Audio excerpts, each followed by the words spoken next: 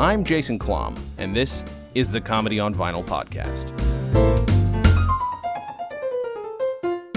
Year is 1963. The album is My Son, the Nut. The artist, Allan Sherman, and my guest, Stephen Tobolowsky. Thank you so much for being here. Good afternoon. Glad to be here. So, so now we have discussed this album before, but this is one that a variety of people have been a fan of, like people from all different backgrounds. This is also sort of a momentous episode, if only because this is the first time I've ever had anybody on the show who I've played on stage before, because I've done Groundhog Day a couple times on stage, and of course, the second they saw me, I became net. And so it's very exciting. I've never had this happen before, so thank you for that. Yeah. Well, I just came from the Social Security office here in Burbank, where someone tried to steal my identity. I won't say it wasn't me. Yeah. So I'm just saying, you know, there are downsides to being Ned. Yeah. I can only imagine. Yeah, I can only imagine. So what is this album to you? When did you first hear it? Young kid? Oh, young kid. And it's one of those things that as you age, it changes into different stuff. And when we heard it as a kid, it was the sensation that you could only imagine pre-Beatles.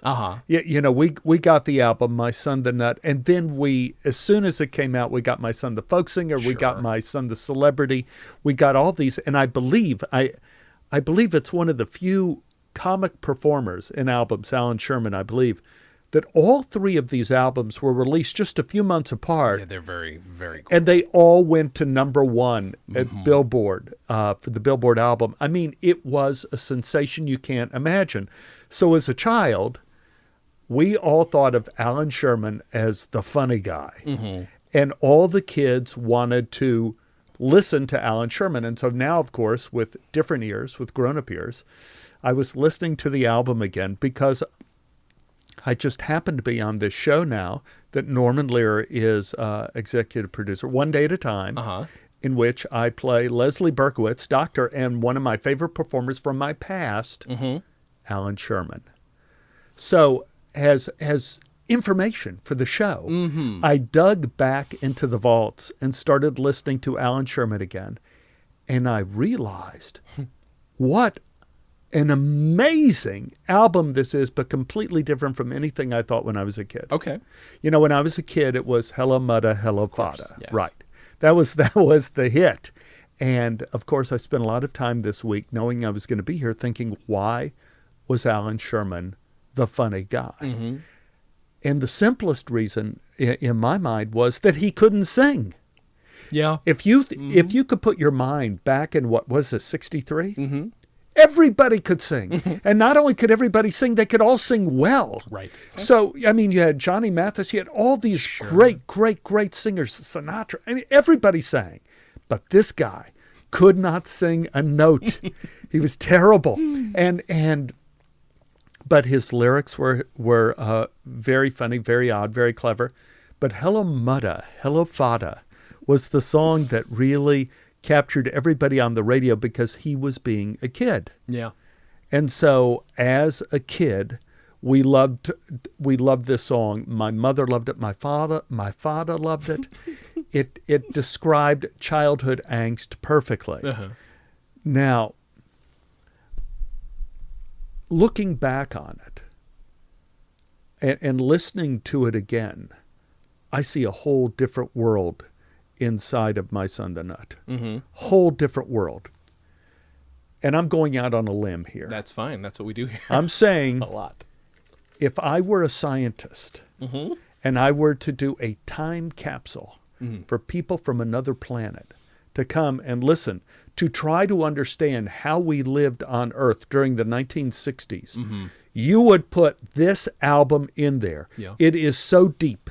It goes so deep, and it's not like Hello Mudda, Hello Fada, but what is it? Hey, here's to the crabgrass. What is Hail to the crabgrass? Let me pull up the track. Life of sweet suburbia.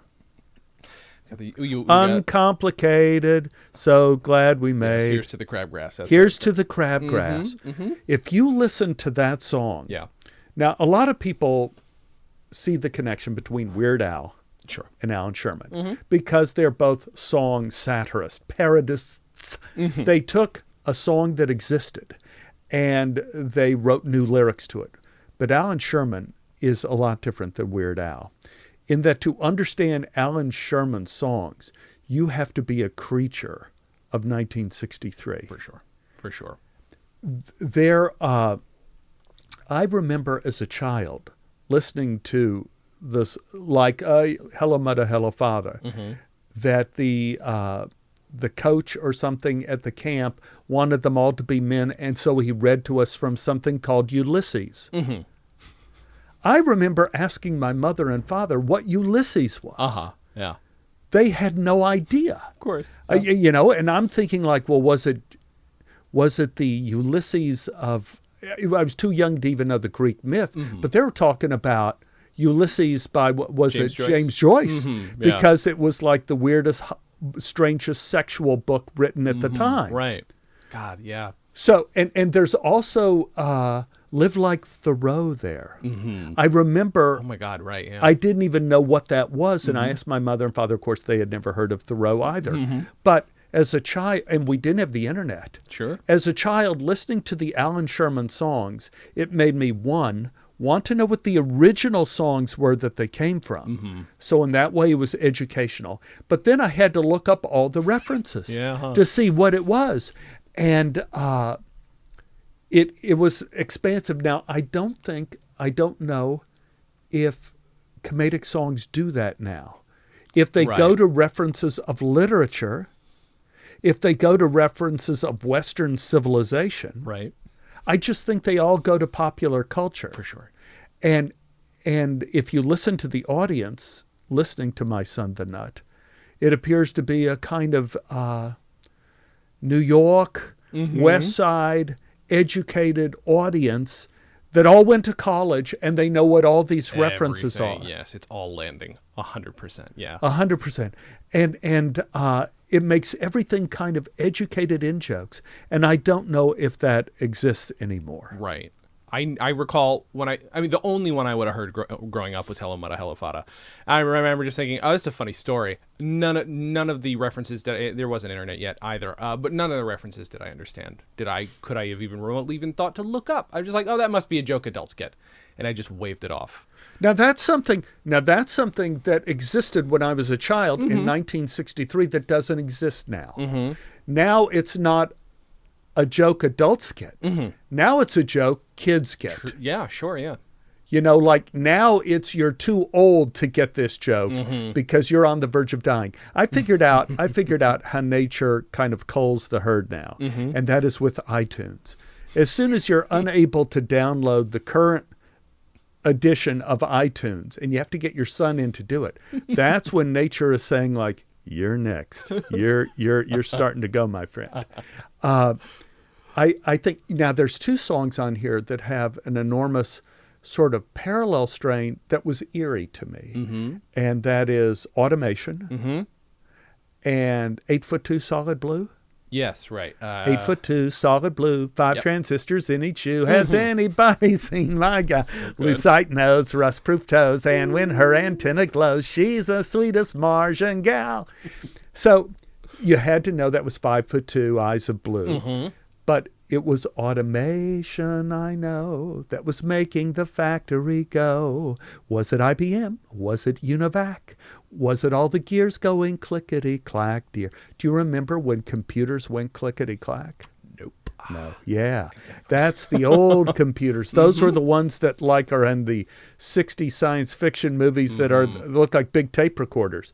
But in both of these, curiously, in both of these songs, Automation and 8'2" Solid Blue, they're both love songs involving technology. Yeah. Just in an age now where we're inventing sex robots. Yeah, it's true. How far forward thinking was this album? And in Automation, it was the computer that broke up his real relationship with the real person because the woman's job became obsolete and she got fired. Right. And then the computer who took over her job started winking at him and blinking at him. And he knew that when the computer pulled him on her lap, that it was like serious. So good. So you have this romance with machines, just like 8'2", solid blue, 5 transistors in each. You have sex and machinery going together, which I thought was interesting considering the era it was made. For sure. Yeah. It's a nice, and it's a solid metaphor for being obsessed with technology and being afraid with it at the same at the same time. I like that, but absolutely now it rings completely different. It hadn't even occurred to me when I first listened to this. Yeah, and what I was saying before about Western culture, you could not even get it to understand the first song. You come a long way, old King Louis. Yes, right. King Louis, King Louis the 16th was the king of France in 1780. Whatever. He was worse than Louis the 15th. He was worse than Louis the 14th. He was worse than Louis the 13th. He was the worst since Louis the First. So good. I mean, but it made me as a child want to know the history of France. I get that, yeah. So now I'm wondering, since you listen to all the albums, do any of the comic albums push you into understanding anything about culture other than vaping and drug paraphernalia? Nothing now. To be sure. I mean, I don't want to say that. I don't want to say bar none. I'm sure there's been something where somebody's made just a deep joke that I decided to dig a little into, but nothing until I dig back into if fire sign. I've got a ton of fire signs sitting around. Yeah. You can't listen to those passively. You kind of almost have to stop your brain and just, well, shit, now I have to look this up, or stop listening altogether. Exactly. And what comedy now goes to is behavior. Whereas Allan Sherman in My Son the Nut, My Son the Celebrity, My Son the Folk Singer was going to culture. He was going to the educational system as opposed to current behavior. Yeah. What are the mores between men and women? No. Back in 1963, we knew what the behavior was between men and women. We understood what the rules were. Now we don't know what the rules are. Right. But then we did. And so all of the songs were kind of about the rules. Here's a topic I didn't know I was going to bring up. I'll bring this up. Bring this up. Is that I think in a way, any time you divide up comedy, it's arbitrary. But if you could divide it up in an arbitrary sort of accurate way, you've got farce, satire, and slapstick as the three basic houses of comedy. Farce is about 90% of all of comedy, which what I call farce is comedy of priorities. Okay. Comedy of priorities. And what it is when things are important to you that shouldn't be important, it's funny. Yeah. Like Robert De Niro in Meet the Parents with the poem about his mother and how he's going to get it put onto a plate, right? So you have, that's farce. And also you have things that become important that shouldn't be important, and conversely things that shouldn't be important that are important. Okay. That's how you get a joke. All right. Then you have satire, which is where Allan Sherman lives. And for satire, it is comedy of form. So you have to know what form you're dealing with. And slapstick, I'll just say, is like you're at the center of a hurricane, which may be Firesign Theater. They're a solid mix of that and satire. And Monty Python, for sure. You throw in satire, but it's also you're in the eye of the hurricane. That's so I could call that, again, it's arbitrary, but slapstick. But for Allan Sherman to do satire, you have to follow the form, which is why I think it's interesting that in My Son the Nut, they chose to have orchestration. Yes, yeah. To make the song sound as legitimate as possible. To make satire really work, you have to do the form right. Yeah. If you try to be goofy with the form, it's not as funny. Absolutely. So the fact you have these perfect arrangements of these songs for Allan Sherman helps make the satire go. Plus the fact, like, instead of the French song C'est si bon, you have a radiologist singing I see bones. I see gizzards and bones and a few kidney stones among the lovely bones.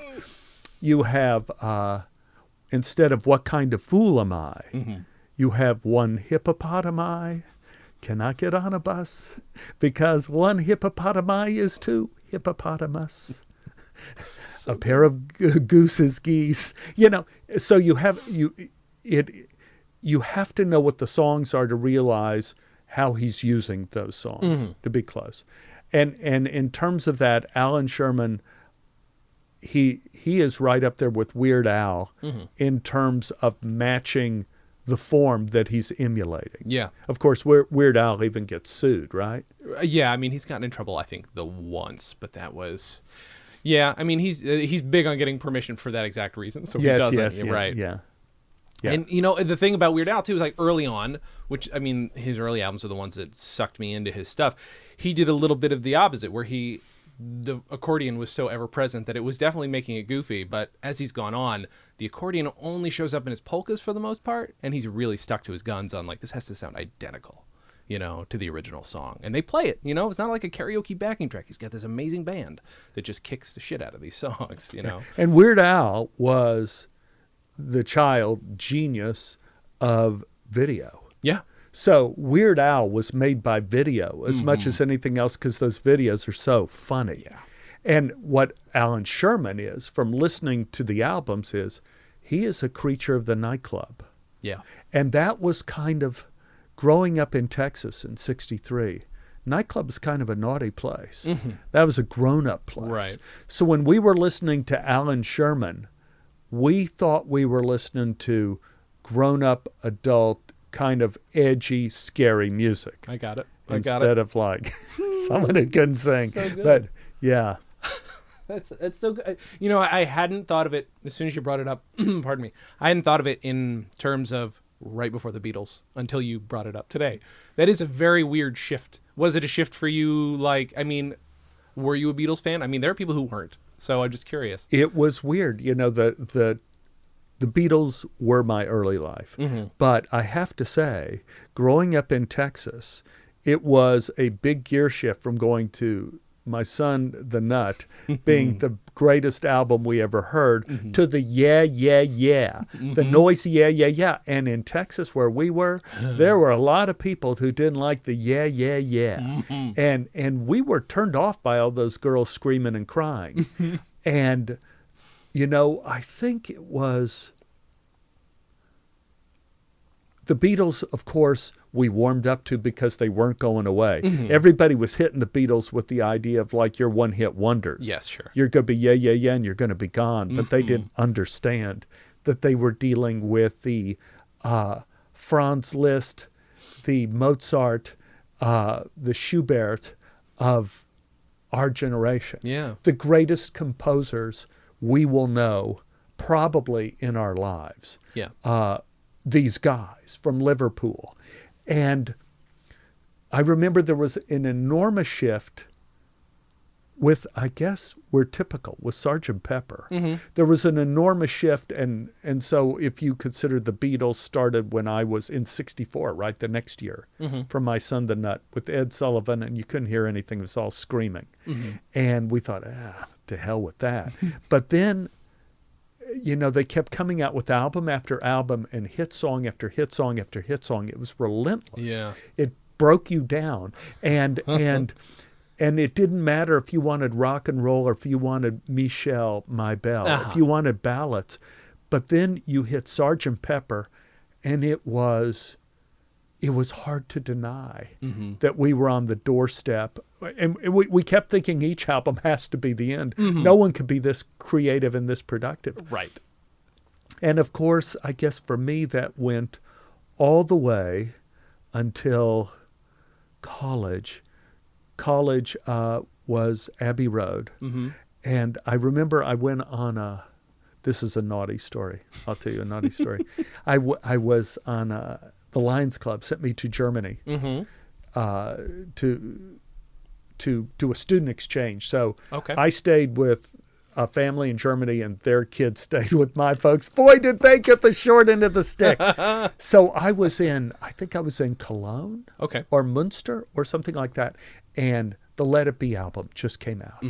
So I went to a store and I was going to buy it, but I got freaked out as to how floppy European albums were. Really interesting. You know, because okay. your American albums are kind of stiff. European albums are kind of loosey-goosey, kind of floppy. So I wasn't sure about this. So I did not buy that album. Okay. So I'm walking back, and this very tall Englishman came up to me, and he said, he asked me if I wanted a beer.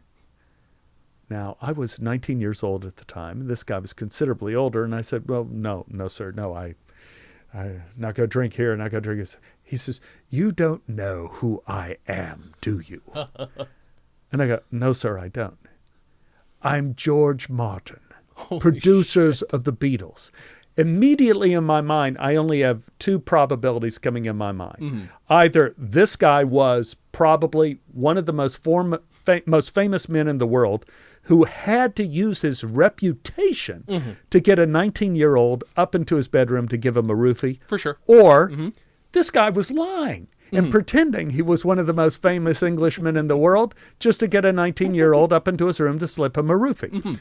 Either way, I figured you can't trust an Englishman on vacation. But that is when I think I met George. That's as close as I ever came to the Beatles. Holy crap. I think, holy crap indeed.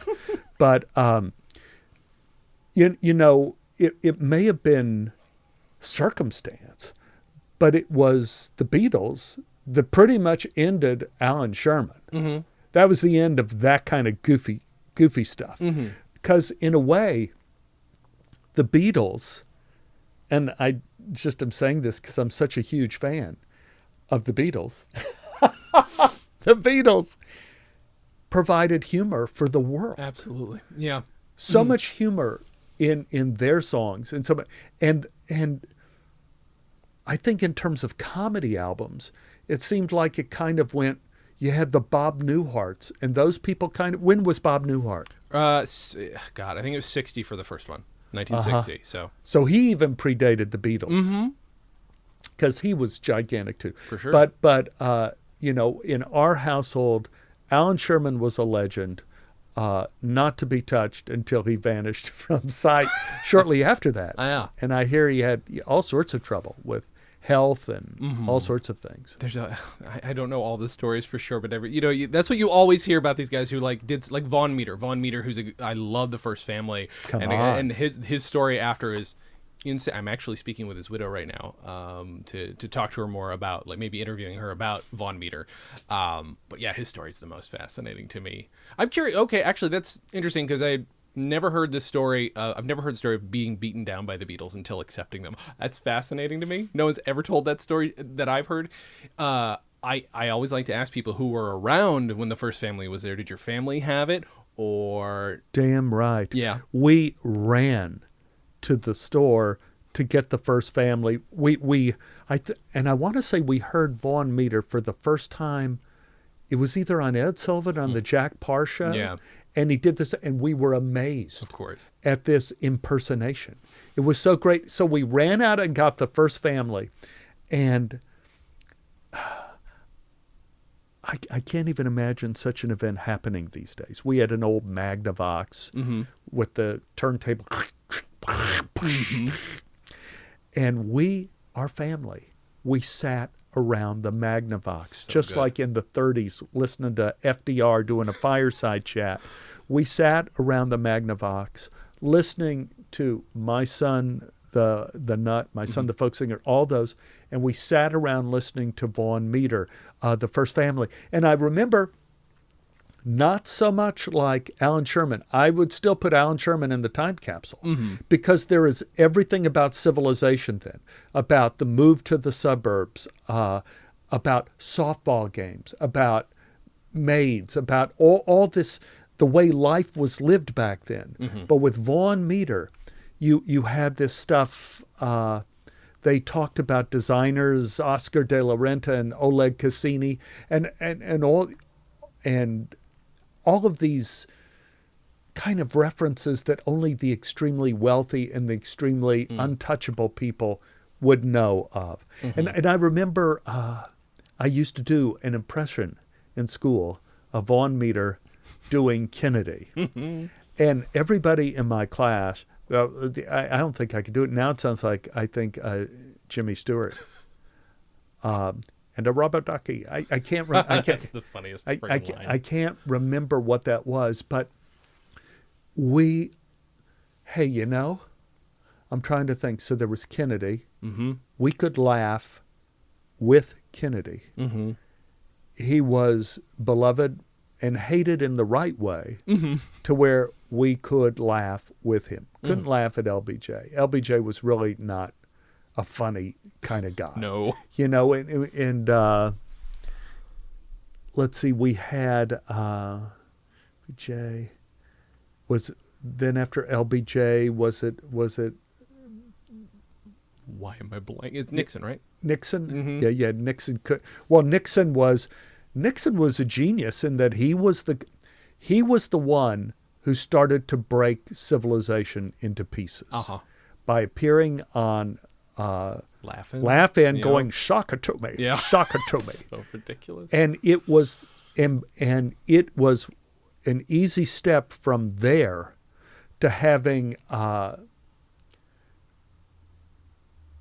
you have Dana Carvey could do imitations of Bush Sr. doing, in fact, Dana Carvey's impersonation of Bush Sr. made the country love Bush Sr. more than we normally did, was how phenomenal that impersonation was. But it was one step from Richard Nixon appearing on Laugh-In, going, "Shock it to me," to Clinton with them saying, "Do you wear boxers or briefs?" Right. And you see the crumbling of civilization, of the respect. Again, you get a laugh. Remember what I was saying about comedy of priorities is when you take something that should be important, make it not important, you're able to get a laugh. Yeah. But when you do that with the president, you start to break things apart. For sure. So you have, do you wear boxers or briefs? It got a huge laugh, as I recall at the time. And then with the beginning of younger Bush, George of W., you had the beginning of a different kind of humor where it began to be polarizing. You had mockery. Yeah. But mockery, I don't think, would have existed. Maybe it would have, but it was easier for mockery to exist if it with Saturday Night Live with Phil doing Reagan, which was so brilliant, and doing Clinton, which was so brilliant. His impersonations were so incredibly brilliant. And with Nixon, with the "Sock it to me," so it all kind of broke down. And after then, it's all been polarizing. The humor of tearing down the presidents has all been polarizing. That's a really good point. I hadn't thought of it in those terms. I wrote a thing for some comedy website. I've forgotten the name right now. Great, good job. Oh, the Interrobang. It was about they do a thing where the 5 greatest or the 5 this, the 5 that. So I picked the 5 albums that tried to bring down Nixon because Kennedy, they were all, I would say, the majority of them, 99% of them, in good fun. Yes. They were like, we love Kennedy, great fun, and half of them were just, let's capitalize on the success of the First Family, including the second First Family album. And then there's this weird thing where we have to pull them all off the shelves because he's been assassinated, and it obviously ruins Von Meter's career.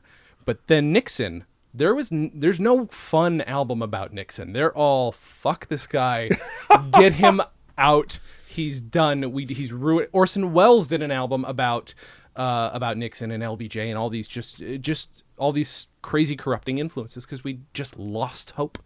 And it's fascinating that shifted that quick between presidents, Yeah, and it's pretty remarkable. I remember I had to do a voiceover of Nixon but it was for some kind of commercial. Okay. Where he was like a used car dealer. You know, and it was yeah, I can't do Nick's anymore. I have to hear him to do it. But here we are, you know, we have a Ford. We have Fords here. And the joke was that he had left the presidency to sell cars. Oh my God. And it was for a real firm in San Francisco. You know, it was a joke to get people to, but that is how far it had fallen. Yeah. The difficulty is it's always easier to make the great fall than it is to elevate the lowly. For sure. So you end up with a lot of lowly, a lot of lowly, which I'm thinking with Allan Sherman, he represented the lowly. Mm-hmm. You know, as a guy, he was a schlub. Sure. He was a schlub. He couldn't sing. His jokes were kind of very corny, but they still make me laugh. I mean, does this album make you laugh? Yeah, it does. It does. Especially since some of it is still remotely new to me. Because again, Hello Mata, Hello Fada eventually lost its sheen a bit, only because I'd heard it a million times and I had it on the Dr. Demento compilation. But then when I had to listen to it for the first time, which I think was with the voice of Teddy Ruxpin, if I'm not mistaken, we had to listen to this album, and everything was brand new to me. I did look it up, you know, thank God Wikipedia was there. Yeah. And understanding that little bit of context was like, yeah, this is really good. I mean, it made me laugh anyway, you know, just out of sheer recognition, you know, the base part of my brain was laughing. And then understanding it more made me laugh more. And I don't think whoa. Sorry about Oh, that. is that That's it? my phone, folks. That's fun. Boy, I swear to God it was off. You There- saw me turn it off. There It's off now. is a girl in my improv class who is diabetic now, and she has a pump. Oh, yeah. The pump, and it starts dinging if there's something wrong. Somebody here yesterday was having that happen. I always used to think like, oh, somebody's phone is on, but now, you know, in class, if it goes off, I'm going like, is she okay? Of course, Are you right. okay, darling? I mean, you know, do we need to? What do we have to do? That's funny. Is it- Does yours look like a cell phone, too, just like the one I saw yesterday? Well, hers, I think, is in her pocket, Oh, and okay, it's yeah. something that's implanted in Oh, her. I see. Okay, yeah. Ugh. That sounds so uncomfortable. God, life is so awful. But But yes, to answer your question, it does still make me laugh. Allan Sherman. yeah, and I'm trying to think. We had Longley, Othing, Louis, Ceci Ball. I remember I was in, I want to say 5th grade, and I auditioned for the talent show, doing 5'2" Solid Blue. Because it was just the funniest song in the world. And it was also at the time that all the space movies were happening. Sure, yeah. So Mars was happening. People were that was back when Cape Canaveral was Cape Canaveral, before it became Cape Kennedy and became Cape Canaveral again. So it is, it again, I put it in the time capsule. That's perfect. I've never had anybody. We don't quite look at them that way to see if an album would fit. Would this be worthy of preserving by our standards, by our personal standards? Like, I don't know which albums are in the Library of Congress, but I mean, it's always interesting to know which ones would mean that to you are just this symbol of this era, and that's a really good one. Let me ask you a question. Yes. What do you think my mother's favorite song on this album would be? Okay. Not knowing your mother that well. Not knowing my mother as well as I do. It's not that one. I'm gonna say it's not that one. Oh, that's pretty. I'd forgotten about this one actually.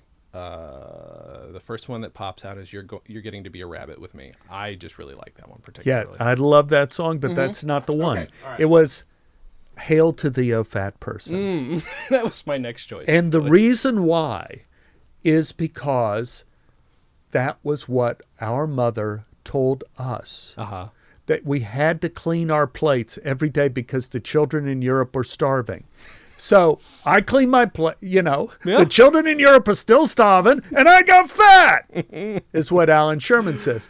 But my mother laughed so hard at that to where she cried. And clearly it is kind of a funny song, not the funniest song on the album. It's the final song on the album, Oh Hail to Thee, O Fat Person, You Kept Us Out of War, but it shows once again one of the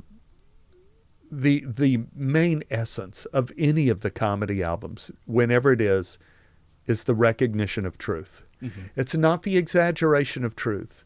It is not coming up with something absolutely absurd like Monty Python is able to do time and time again. Yeah. God knows how they're able to continue to do it. Mm-hmm. What imagination. But the simple recognition of truth is what make people laugh over and over again, which is why I think the form of satire works so well, because the one thing people recognize is the song that it's a parody of. Sure. So you have that truth. That was our lives growing up.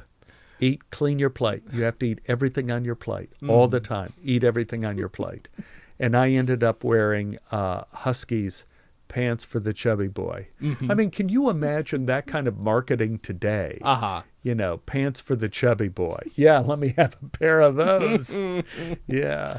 Oh No, my God. yeah. Did comedy albums remain a thing in your life after you left the house? Well, after I left the house, nothing became a thing in my life. I was a theater major, and I didn't have a record player for years. I didn't have a TV for years. But what I had was a tape player, and I took a reel-to-reel tape recorder to my dorm room, and with recordings of Peter, Paul, and Mary's greatest hits, which I played ad nauseum. And my roommate, Jim McClure, loved Tony Bennett, and he brought the greatest hits of Tony Bennett. So our room, if you walked up and down, fourth floor Morrison Hall, we were the most unpopular people in the 1968 and 69, listening to Peter, Paul, and Mary and Tony Bennett. Tony Bennett. Wow. But we did not listen to comedy albums. We listened to nothing except probably the testament of the Beatles. Whatever the Beatles were listening to, they would play in the theater department, and we realized that's the next turn the world was taking. And I think for me, full circle was on Abbey Road to the song Because. Because as a kid, I grew up, I played piano, I played Moonlight Sonata. And that I could hear that Because was Moonlight Sonata played backwards. Right. And I thought, man, these guys are the new classicists. And I think as we look back at that era, I think as we get older and older and older, we'll go like, I cannot believe we lived at the time where this stuff was written. For sure. You know, so good. Also, my son, the Nut, but the Beatles were much better. I do love that your dorm room was absolute polar opposites. Super square and pretty hip. You know, that's pretty great. You think Tony Bennett is pretty hip? I'm going to say the other way around. Oh. I like Tony Bennett fine, but I'm square as they get. So, you know. Yeah. I would Peter say Peter Paul, Paul, they seem hip to me, but maybe I'm wrong. I dig the mamas and the papas and the trip, sunset trip, or whatever in L.A. You know, they even made fun of the Beatles. That was good. Yeah, but they had, I had never heard of Led Zeppelin. I'd never heard of any of those people. Really? That the world was listening to at that time, because I listened to no music. And the wonder of wonder, miracle of miracles, was I discovered the third floor of the drama building had a music library with thousands of albums. And I used to go up there with the girl I was in love with, and the place was empty. No one was there. And we used to go and pick out albums that we had never heard of. If it was Shostakovich or Rachmaninoff, it's the more syllables, the better. And we would put it on and listen to it, and then afterwards we would go out and talk about how this music made us feel. But it was all classical music. I love it. That's so good. Yeah, it was unique. It was unique. You know, I'm realizing I didn't look this up and should have. I like to ask this of people. Have you ever been on a comedy album? Have I been on a comedy album? That's also sometimes the response. People are like, have I? Yeah, I wonder if I have. I know I've done a lot of video games, and I know, but I don't think I don't think I've been on a comedy album. Again, I'm looking at all the people on your wall here to see if I performed with any of them. It's not I performed with Weird Al. Yeah? We worked together on Real Housewives of Orlando. Oh, my God. It was hilarious. I love it. He played a life coach. And I played the old rich guy married to one of the... worked with Bob Newhart, but never on a comedy album. I bet if I pulled out... Well, I mean, I've got about 500 albums back here. I'm sure there's some people in this giant pile of crap that you worked with Mel Brooks a couple times. You know, Mel Brooks was really important to me, even though Mel Brooks doesn't know how important he was. But he gave me like one of my first big movie jobs in Los Angeles. So he was big to me that way. Yeah. Spaceballs. That was a biggie. Well, now I'm trying to think who played you when we did Spaceballs on stage. Damn it, No, now I don't come know. on. Yep. I was Rick Moranis that time. I didn't get to play yeah. you because, of course, I made the helmet and everything. Yeah, no. In Spaceballs, I was captain of the guard. And I had one scene. I remember Mel told me that Frank Langella was going to play the part, but he left, you know, he ended up not playing it, and he needed to replace him. And it came to see a play Bill Pullman was in, Barabbas, at the Los Angeles Theater Center. And at Bill's urging, Mel asked me if I would do Captain of the Guard. And I said, sure. And I auditioned for it in Mel's office. And he says, okay, you got the part. Let's work on it some. And we worked on it. He says, well, you'll shoot it Monday. And I think I was making $1,000 for the day. All right. And I could not imagine this kind of wealth falling onto my head. Of course. I mean, I'm a guy who used to work $200 a week. I'm a guy who went on an audition for Larry Buchanan, who directed Mars Needs Women. And I sat in the waiting room, and he came, and I ended up going back in the audition room, and Larry Buchanan said, well, Stephen, you know, I know a lot about movies. I've done everything there is to do in movies. I've written, directed, I've acted, I've gaffed. I've done the sound, I've done the editing. But there's one thing I don't understand. I go, yes, sir. Air conditioning. I go, what? Do you know anything about air conditioning? No, sir, I don't. Because the air conditioner here doesn't work, and I was looking to find someone who could check it out. I go, no, sir, I don't. He said, all right, well, thank you. And that was my audition for Larry Buchanan. So this was the kind of career I had. And then I had Mel Brooks say, you get $1,000 to do the captain of the guard. And so I showed up Monday, and they never got to my part. And I was very depressed. And they said, well, come tomorrow. Tuesday, never got to my part. Wednesday didn't. Thursday didn't. Friday, they got to my part. And I was going like, man, you know, I was here all week. And the AD says, don't you get it? You get paid every day you were here. I said, you mean I made $5,000 for captain of the guard? and the other shoe dropping was in 2002, I was doing a play on Broadway. And I was nominated as Best Featured Actor along with, drum roll, Frank Langella. So, and Frank Langella won. So anyway, at one of the pre-Tony parties, I came up to Frank and said, you know, in a way, I owe it to you that I had kind of a career, because if you hadn't backed out of Captain of the Guard, I wouldn't have gotten that job with Mel. He goes, what are you talking about? I said, well, you were going to play Captain of the Guard. I was never going to play Captain of the Guard. I said, well, Mel told me I was never going to play Captain. What? Are you saying I'm a liar? Do you want to go out in the alley now? And I was saying, no, Frank, no. Don't want to go out in the alley. Just, anyway, happy to have played Captain of the Guard for no reason at all. I had no reason to talk to you at all. Good luck. That's phenomenal. It was terrible.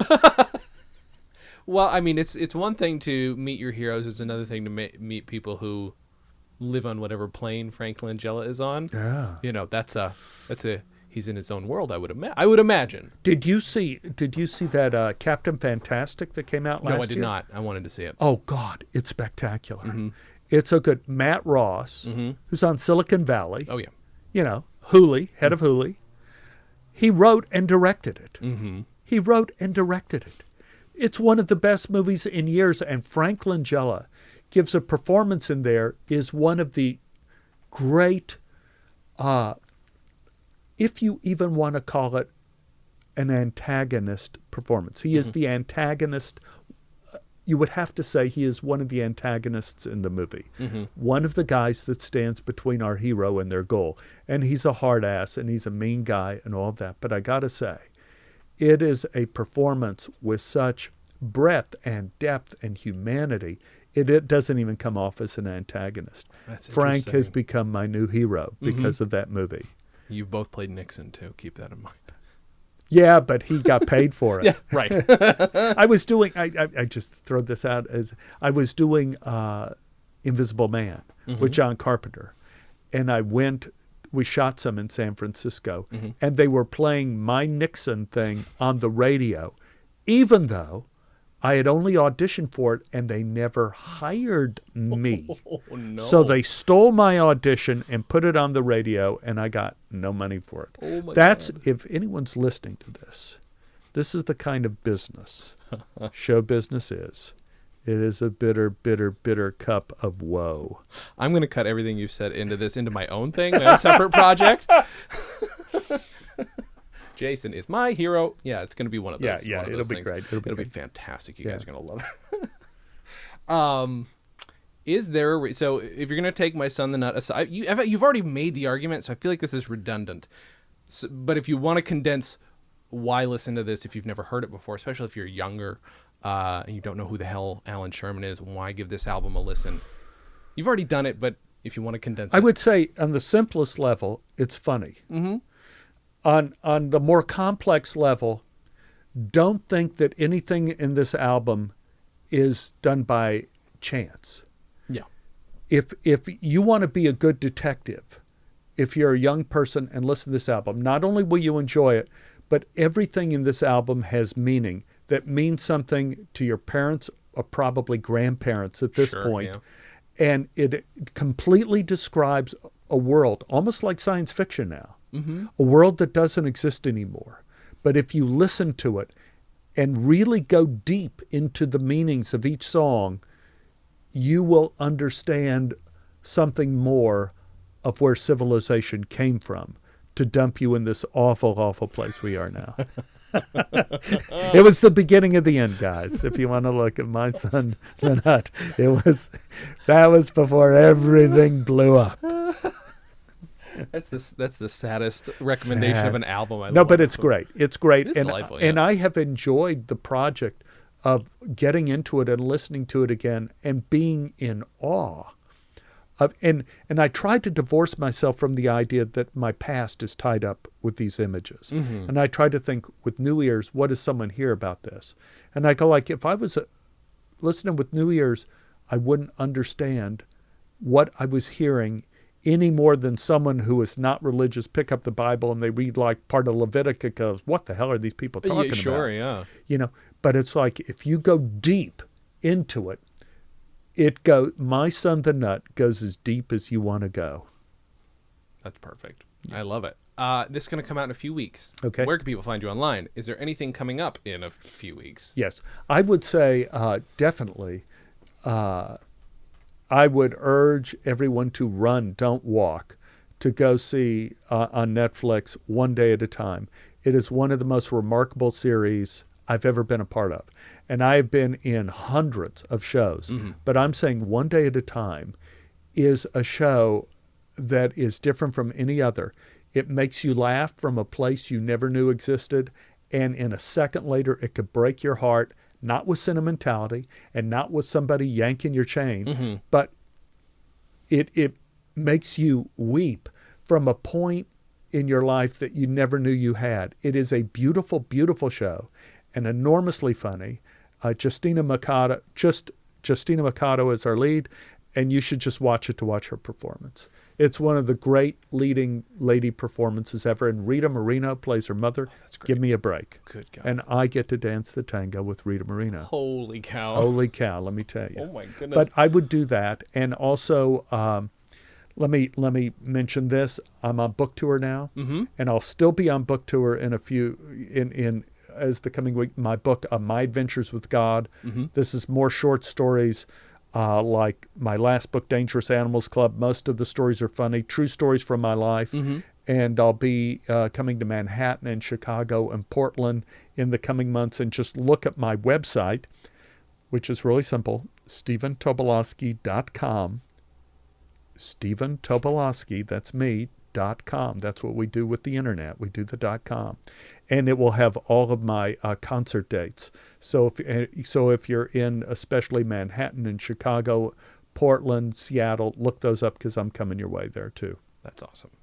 And people, you don't have to have Steven's encyclopedic memory in order to enjoy this album. But it must help. I have to imagine something like that helps. Does something like that, listening to like an Allan Sherman, where you have to process all this and remember all this stuff, do you think that helped you retain information? That kind of thing help you retain information? Because you do it remarkably well. No, I think this is true, that there was something about the album that made me want to understand the jokes more as a child. And so I wanted to find out who Thoreau was. And I wanted to find out what these songs were, C'est si bon. I wanted to know what the original material was. And so I think it really forced me to educate myself more. I wanted to be part of civilization. As opposed to part of modern culture. Yeah. Which I don't know if this album ever was. Well, it's found a place on this podcast. Well, certainly for a few months. For a few months, it was the #1 song in America. So great. I love it. Thank you so much for doing this. Pleasure, Jason. You Pleasure. are welcome to come back, of course. Thank you. No pressure. Thank you. Thank you guys for listening. I will just say, go to bit.ly/comedy albums. That's where you'll find Celery Sound Records, which is my tiny little sketch comedy record label. And that's it. Actually, when this is coming out, I don't know when our next drinking game show is, but we have done in the past Spaceballs. We have done in the past Groundhog Day. I've also played Marty McFly. If you're in LA, come see a drinking game. It's a lot of fun. You don't have to drink if you don't want to. And then that's about it. But anyway, thank you guys for listening. And as always, have a good thing.